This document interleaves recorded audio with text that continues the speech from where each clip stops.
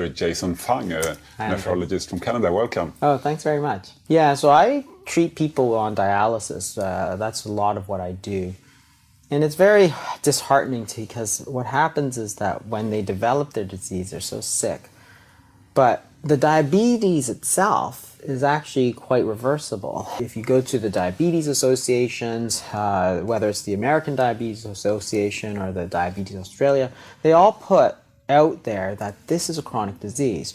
And they tell people essentially that you have diabetes, you'll have it for the rest of your life, you might as well get used to it. The disease is actually reversible, but you have to know how to reverse it. If you don't know how to reverse it, then you're just going to get worse. And the thing is that the drugs don't actually do anything for the disease. And this is also not controversial because the thing is that type 2 diabetes is a disease of too much insulin resistance. And that's not controversial. Everybody acknowledges that, right? So if you have very high insulin resistance, it's going to cause high blood sugar, right? But that's the symptom of the disease. The disease is actually too much insulin resistance.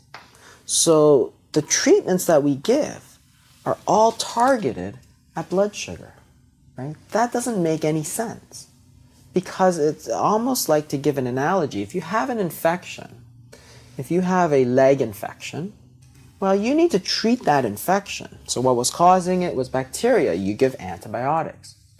But that infection can give you a fever. But that fever is not the disease.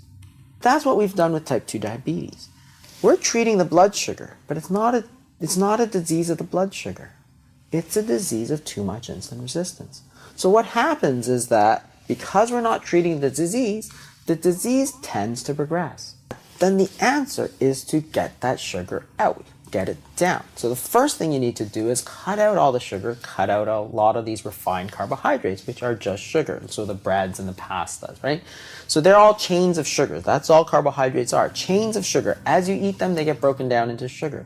So if you have too much sugar, if diabetes is essentially too much sugar, you got to stop taking sugar. Otherwise, you're going to make it worse. So that's probably the first thing. You can do more exercise, try and burn it off.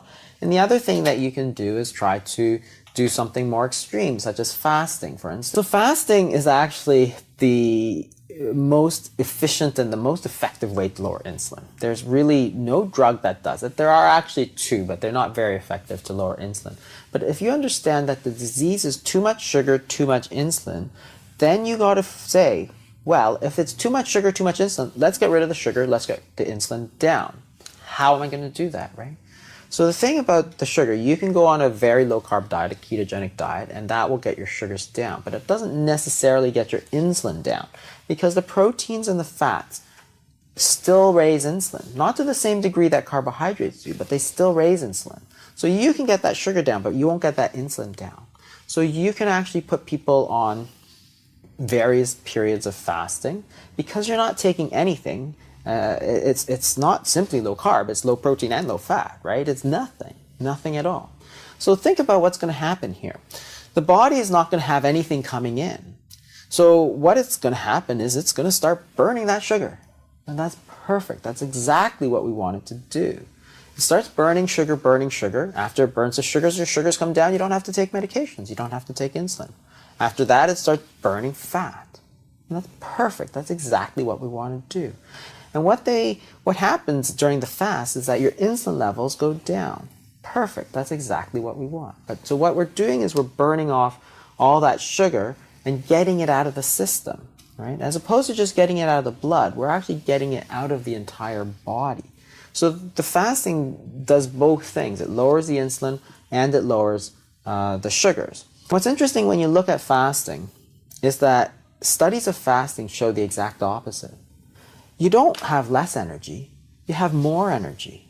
So there are certain things that get activated when you're fasting. So growth hormone goes up, for instance, to preserve lean muscle. Then you'd start burning just fat. Adrenaline goes up to give you more energy.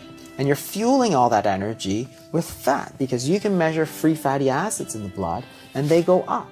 So what's happening is that you're burning fat, you're preserving your muscle, and you've got plenty of energy. Perfect. That is like the perfect treatment.